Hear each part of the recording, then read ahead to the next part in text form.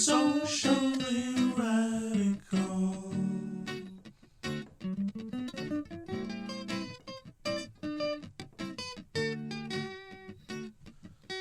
Socially radical.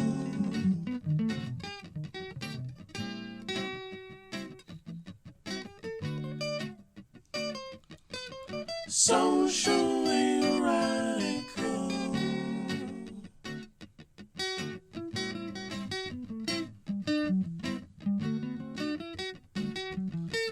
Socially radical.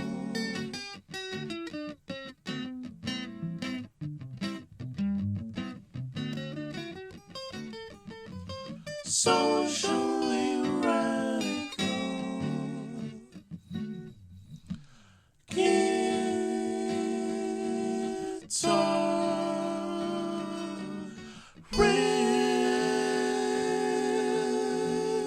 Guitarist. I wish I was sober before you came over, but you know that this is making me nervous. I'm drunk in a cafe, you're drinking a latte, and I haven't slept a wink waiting for this date with you. Do you feel it too? You give me a cookie, there's crumbs all up on me, and there's lipstick on the tip of my nose. You're staring at me like I'm under the spotlight. The sweat is dripping down to my toes. Enjoy the view on this date with you. I just wanna dance under the lights of this coffee shop. If you just hold my hand, we'll spin round the tables till we both fall down and stop. Oh, I wish this night would never end. Oh, tipsy and wired, feeling inspired to tell you about my Barbie collection. They're all mint in box, and I have one that talks. It feels so good to tell you my secrets. Got a few on this date with you. Yeah, I just wanna dance under the lights of this coffee shop. If you just hold my hand, we'll spin round the tables till we both fall down and stop. Oh, I wish this night would never end. Oh, oh,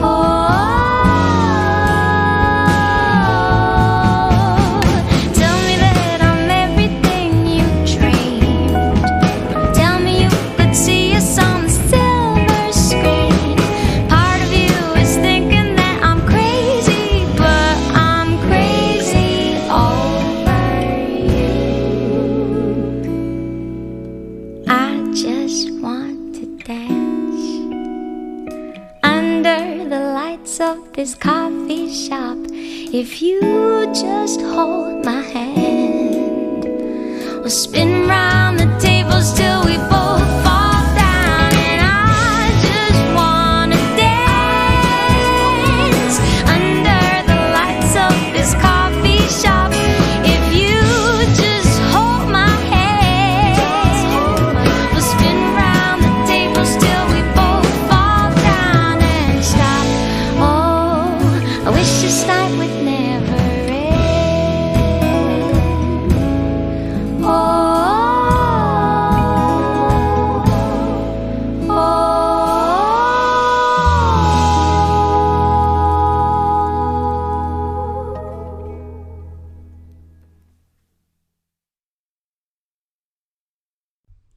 Hello, everyone. everyone. Welcome to another episode of Socially Radical Guitarist. The song you heard just now was Barbra Lica's Coffee Shop from the album I'm Still Learning. Very good, very beautiful, easily listening track. I'll get into it, after we do the disclaimers.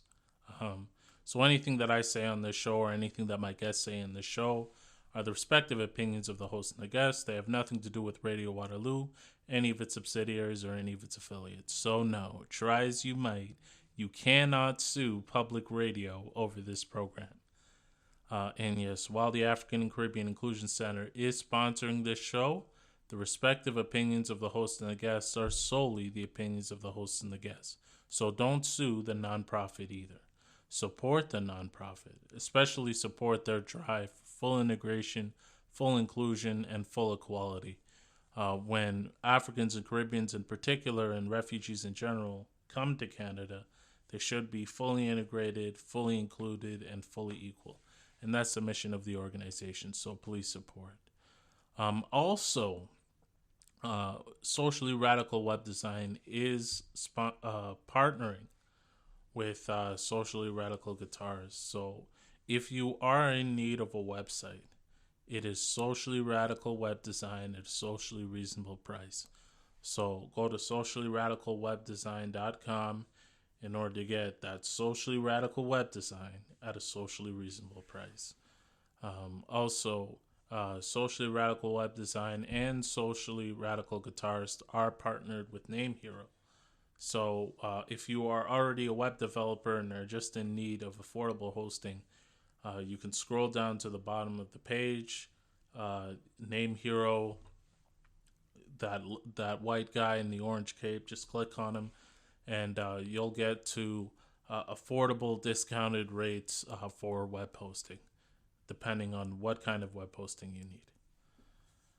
Now, let's get into this nice and beautiful, easy listening tune. The brilliant thing about Barbra Lica and her music is that she makes me appreciate the country genre a lot more.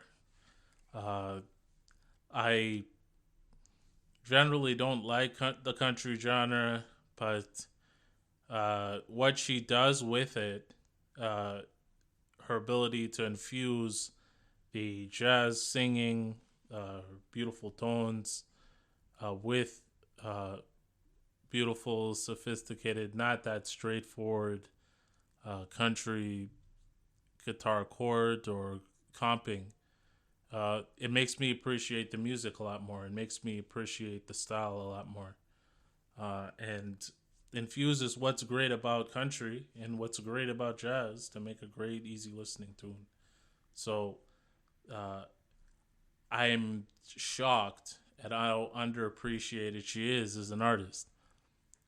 It's terrible, but as I say many times over, the propagation of culture is yet another arena of class struggle, and this is the consequence of the bourgeoisie controlling the propagation of culture.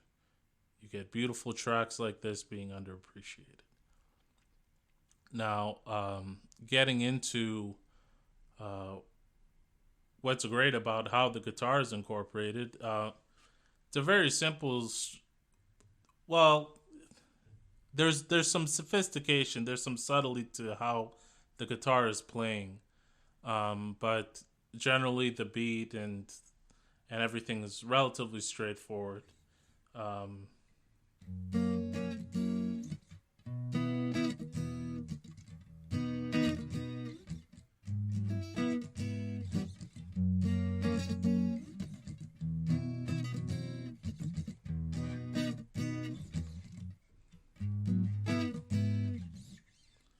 And yeah, pretty much like that. It's really just those chords being played. It's her telling her beautiful story about how she's very excited for a date. with a particular person.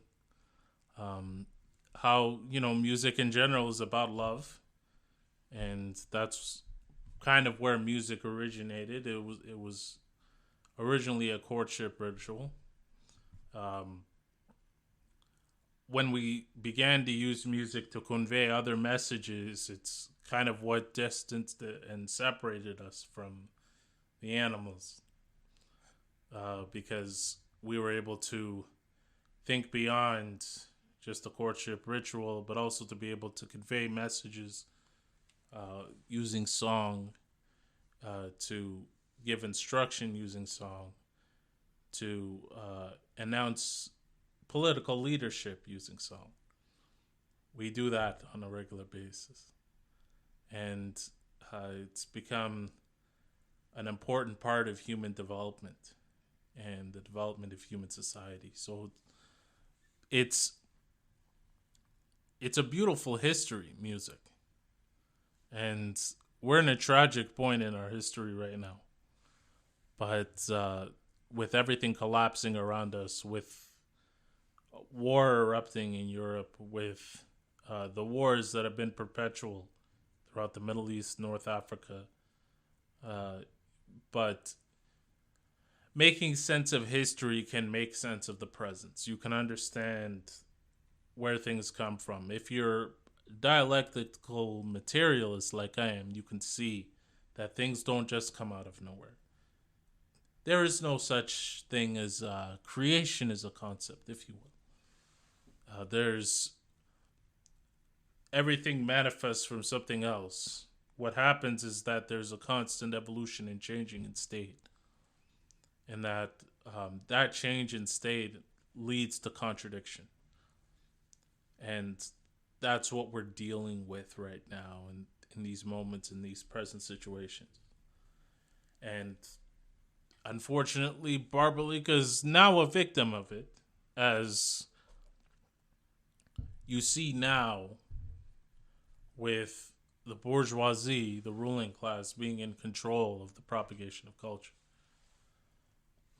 Beautiful music like this from a talent like Barbra Lica would not be underappreciated in the way that it is right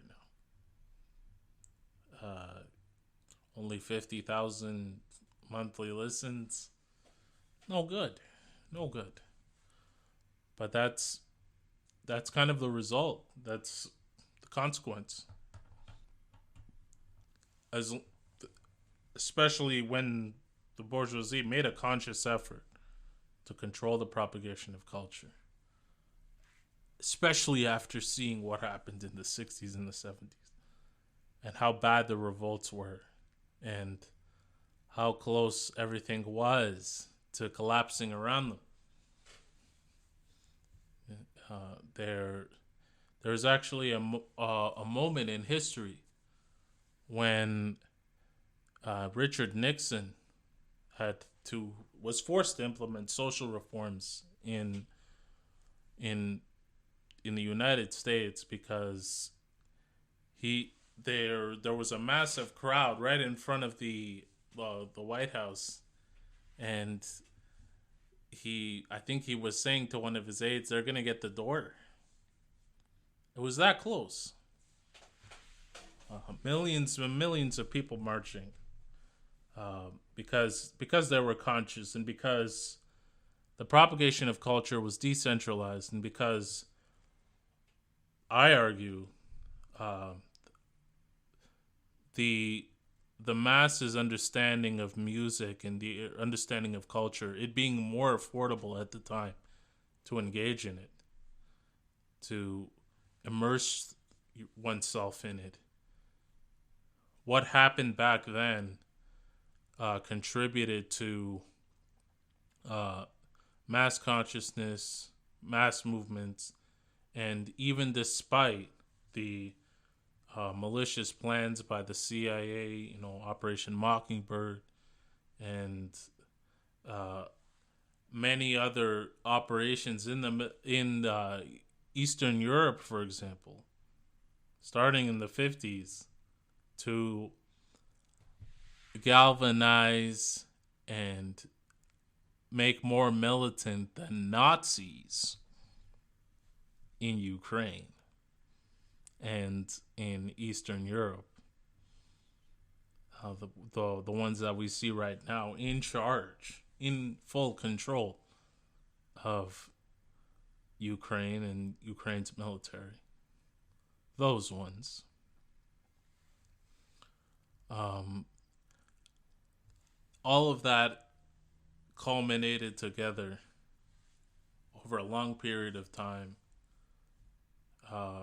in them needing to control the propagation of culture here, because they realized everything else they were doing around the world and even with their own media was not enough, because there were too many other alternative forms of media. It wasn't decentralized. They didn't monopolize everything.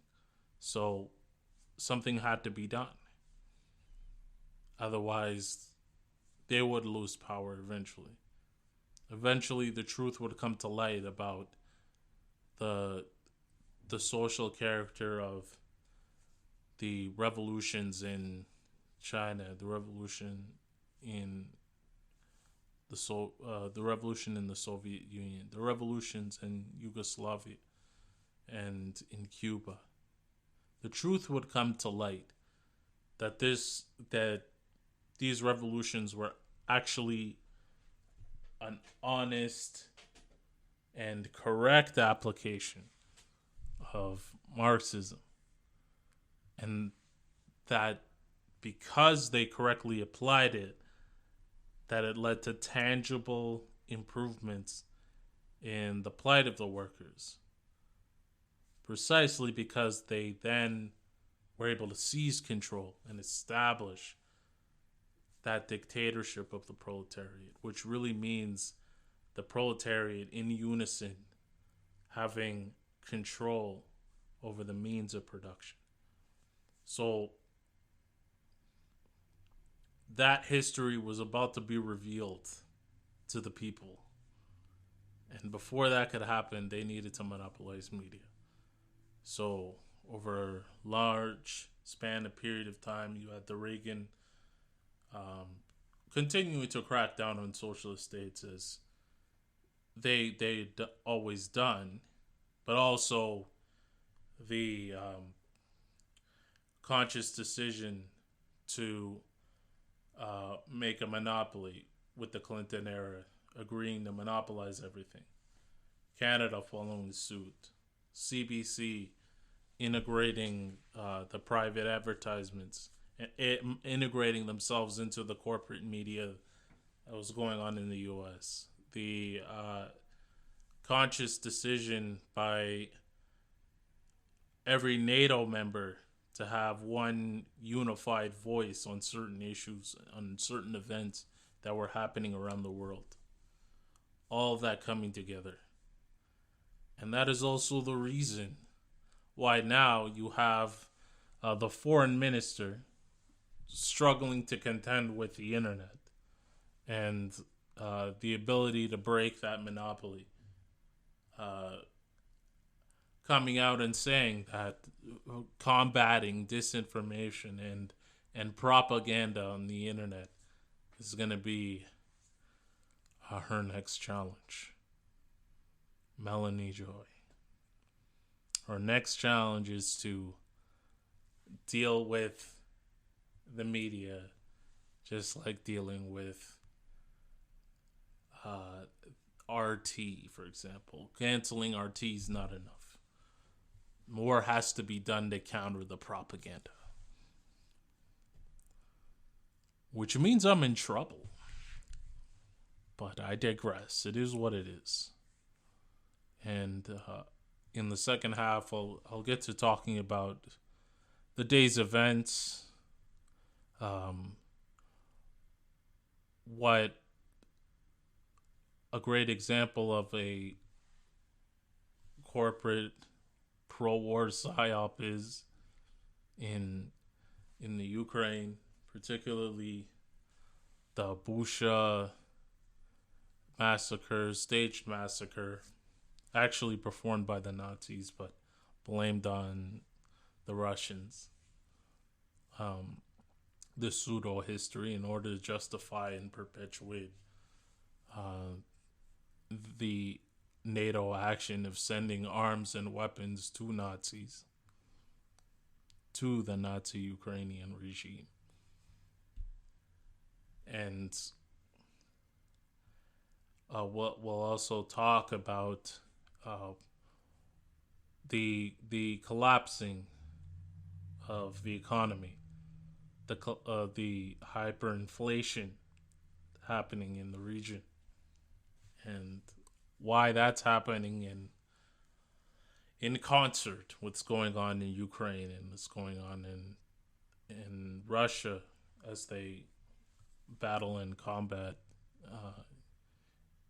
the imperialist backlash for having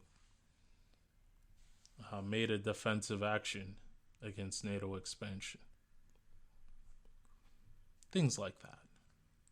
I'll get into what's happening and how the world is changing and what the actual geopolitics are at play here, and how what our role is as workers in this country, and what the alternative is, because it's clear that our rulers, no matter what they say about the situation, have failed. But with that, another great musician from Canada, underappreciated, Alex Goodman, very, very, very talented guitarist and very, very talented songwriter, very talented composer. The song that's going to be coming up next is Acrobatics, and there's beautiful singing to go along with his playing. Like, he's not the one singing, but it's very, very good music. All overall, a lot of great multi-instrumentalist talent to complement his playing. So look forward to Alex Goodman's Acrobatics from the album Border Crossing. We'll play that song during the intermission, and then after that, we'll be right back.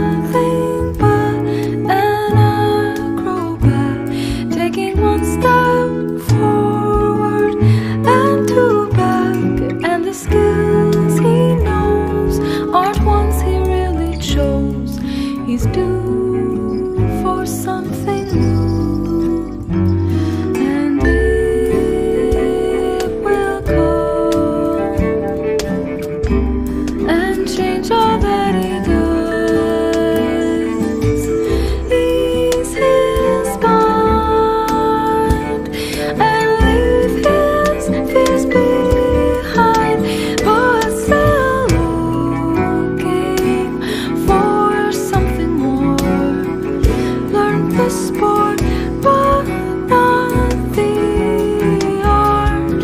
Restart from the beginning. No.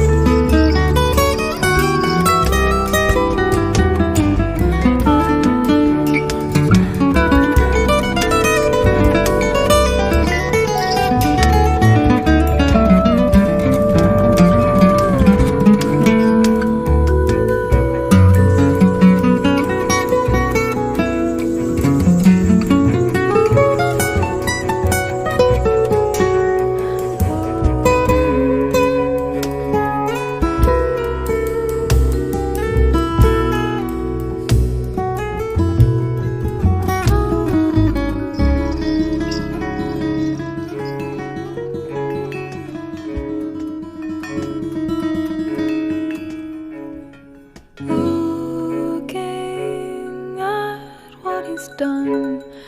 Despite balance, he's fallen, struggling to get up, but he's stuck, finding ways to reveal essence, actions with substance. His path is feeling pointless. He's changed, now he's different, finding his way different, acting through a cage on stage.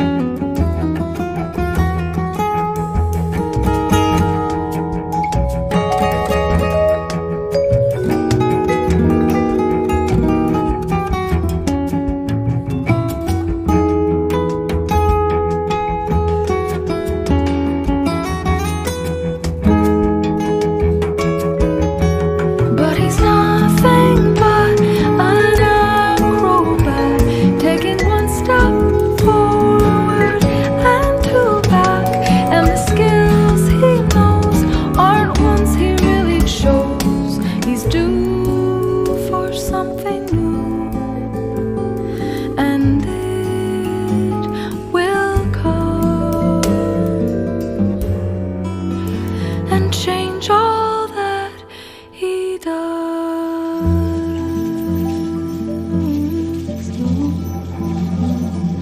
Oh.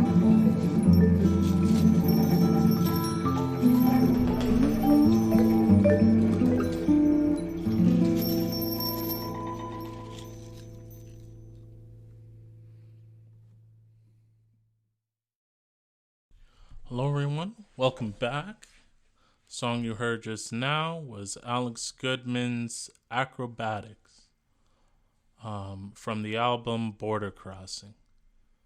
Very good singing, especially going through all of those intricate chord changes, intricate tone changes. Very beautiful guitar playing from Alex. And really what's happening to him is an outright travesty. It's a crime. And only 1,000 monthly listens. I mean, that's terrible. That's really terrible. Something has to change. And I'll be talking about the radical solutions going forward. Now,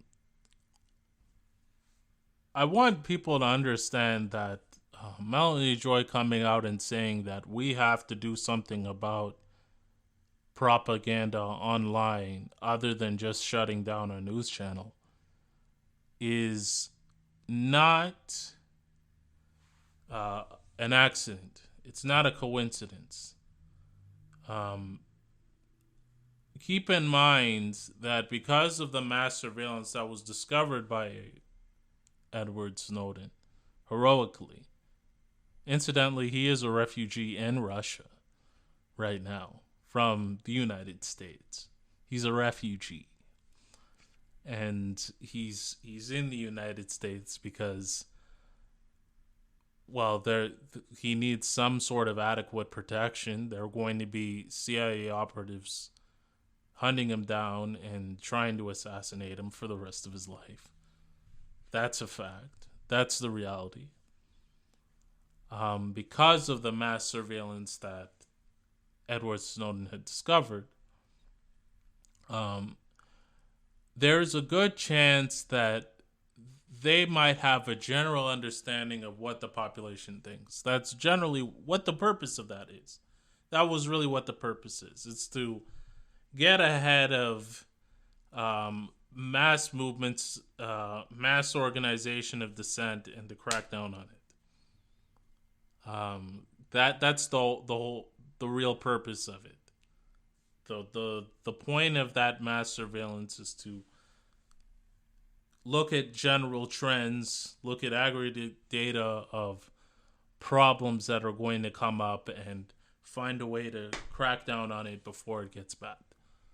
So, with Melanie Joy coming out and saying that there needs to be something done about propaganda online, it's not an accident. It's probably an underlying belief that despite all of the far right deflecting that they're trying to implement and the far left deflecting, supposedly left liberal deflecting that they're trying to implement in the population to try to get them to support what's going on, to support the funneling of weapons to Nazis, it's not working. There's probably an inherent understanding among the intelligence apparatus, which is being reported to these ministers, that the bill of goods they're trying to sell the population is not selling. That despite all of the bourgeois liberal apologists for the economy and the society in this country and the foreign policy, the so-called RTP, responsibility to protect the doctrine, or the nonsense illusion that these Nazis in Ukraine need to be defended with Canadian weapons and Canadian sponsorship, and as opposed to dealing with domestic problems at home. All of that nonsense is not coming through to the people in the way that they would like. So they're going to make a conscious effort to crack down. And it's not apparent what more they can do with major social media enterprises already being in the hands or in the control of the bourgeoisie. As you found, many revolutionary parties, revolutionary organizations, and communists in power have managed to use the internet against the creators of the internet, the bourgeoisie, and the United States. This has ended up being a weapon that's been used against them, and it's undermined the cohesiveness in a dysfunctional capitalist society. So they have to make some sort of a decision. Particularly, this announcement coming after the vote in the United Nations is not a coincidence either, because there was a recent vote in which Russia ended up losing and ended up getting expelled from the Human Rights Council on the basis of what, quite frankly, when you look at the information, it turns out to be a false flag operation by the Azov Battalion Nazis. What they did, and what they've had a habit of doing since the start of the war, is to look around for dissenters, for people that don't want to cooperate with Nazi rule and the Nazi assaults on the eastern part of Russia, the Donbass. So they look around for supposed traitors, provocateurs, things like that. And when they find them, they kill them, torture them, kill them, sometimes commit sexual assault, rape them. And then what they do afterwards is take a picture of the dead bodies and say that the Russians did it. And that's been practiced throughout the whole time. When they're continuing what they've been doing for the last 8 years. Except this time now they're documenting their crimes and putting the finger on the Russians. This last example, Bucha, during the negotiations between Russia and the Ukraine, as a form of goodwill, in order to get the negotiations moving, Russia withdrew from that area on March 30th, I believe. And then a few days later, of course, they started killing off people in the region, doing the same modus operandi that they're always doing, where they go in, look for dissenters, those that don't believe in the Nazi cause, kill them off, and then put the blame on the Russians for the dead bodies. So they did this, and sure enough, because the Deputy Prime Minister, Chrystia Freeland, Justin Trudeau, the blackface Justin Trudeau, and all of these other racist members of NATO all came together and went along with Nazi propaganda. And of course, the United States with the help of their House Negro representative, uh, came out and said that Russia should not be part of the Human Rights Council, even though the U.S. themselves withdrew. They withdrew from the Human Rights Council. And they wanted to make a point of saying the Russians shouldn't be part of the Human Rights Council. They wanted a victory, so to say, in the UN. Some sort of a victory, some sort of notion that they have solidarity with the international community. It's a sort of optics that actually worked before, in when the Soviet Union was, particularly in the 60s and the 70s, where they'd have these votes, and they could use the Sino-Soviet split against them and the different conflicts around the world against them, to kind of undermine solidarity between the Soviet Union and the proletariat of the West of the world. It becomes a particularly interesting issue when Russia is no longer communist, and the only ones actually making a principled vote on the issue are the communists, because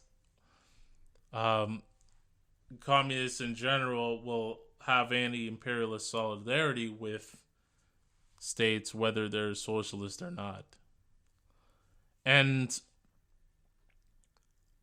what happened with this vote was the 2/3 majority needed to oust somebody from the Human Rights Council was only going to count either yes or no votes. They weren't going to count abstentions. Abstentions is basically just like not voting. And it, from a practical perspective, it ends up being a vote against Russia. A lot of countries ended up having this wavering abstention vote. And that included some members of the BRICS. South Africa, and India. So about 58 countries voted to abstain. 24 countries voted no, particularly Kazakhstan, a lot of the CIS countries, and every socialist state voted no to kicking Russia out of the Human Rights Council. But because of the wavering social democratic nature of some of the 58 states that abstained, it ended up being a de facto win for the U.S. and all of its satellite states, interestingly enough. So 93 voted against, 58 voted to abstain, 93 voted in favor of kicking Russia out, 24 voted against, and 58 voted to abstain. Interestingly enough, the evidence for what turned out to be a false flag operation, it was very suspect from the very beginning. The bodies were fresh, and the Russians had already withdrew about 4 days earlier, but the bodies were about a day old. The deaths were about a day old. And this was something that an analyst at Telesur pointed out. Also, this supposed satellite imagery that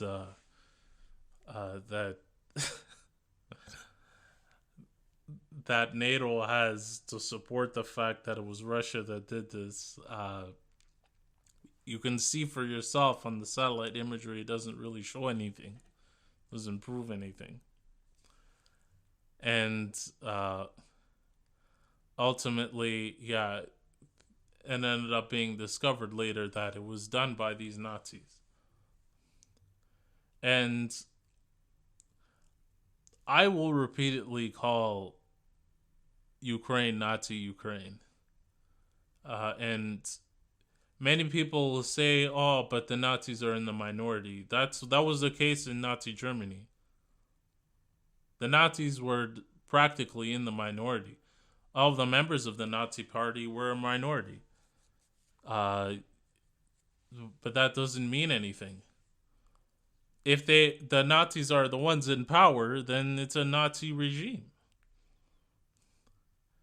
If you find yourself seeing a picture of a whole stadium of Ukrainians making a Nazi salute and yelling racial slurs and howling monkey sounds at their own athlete in a World Cup game that leads to Ukraine being suspended from having another stadium performance, it's a Nazi regime.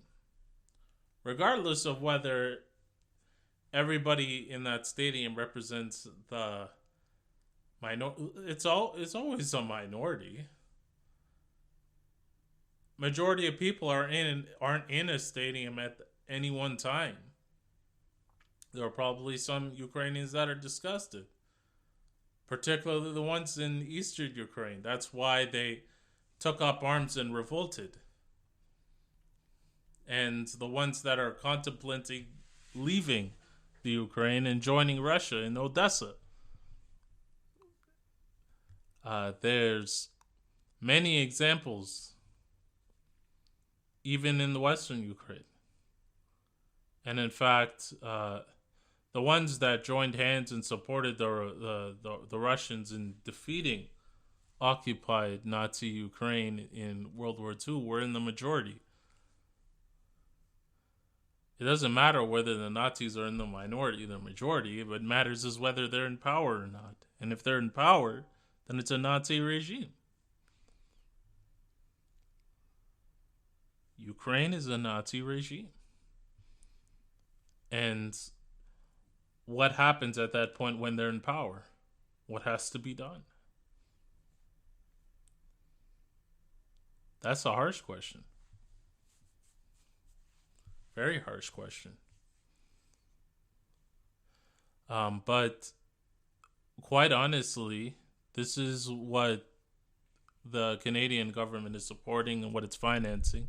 And people are figuring that out. Regardless of how the liberals want to portray the thinking of the people around this country. How they don't even want to give somebody who flies the Soviet flag a hearing over this war, for example. Regardless of how many people the media has silenced, the facts are coming to light. And that is why Melanie Joy has come out and said the things that she's come out and said. And this is something that we predicted early on, that as the crisis intensifies, as the consequences of their own sanctions come home to roost. For example, the food crisis is a result of sanctioning Russia in their food production, sanctioning and giving arms to Ukraine to prolong a war, which perpetuates the crisis in food production. All that's coming together with people not only getting more miserable about the situation in this country, but also beginning to see and think that the bill of goods that's being sold to them about this crisis is no good. So that is a prelude to the warning that I gave last year about the about everything hitting the fan, and about how the ruling class bourgeoisie are about to lose their colonial possessions. The sanctions are backfiring, and it's creating a multipolar world situation where the U.S. petrodollar monopoly is fading, and where communist parties are emerging, getting much stronger, and winning their arguments in their struggle in Africa, in India, and in South America. All that's coming together. And it's going to end up being a very difficult and bad recipe if we don't have an answer and are ready here. So organization and party time, as in Workers' Party time, as in the Communist Party time, is here. We got to get it done. Because any other way is prolonging the misery and might actually end up accelerating a disaster. So that's something to think about. And you can think about it while listening to probably the most ridiculous name for a very, very beautiful fusion song, as usual, as is the trend of what's done. It's going to be the forging of Jim's Multigalaxy Sword of Flame and Death 9.0 parentheses beta. So look for that. Listen to that after the outro, and then that'll be the end of the show. We'll see you next week.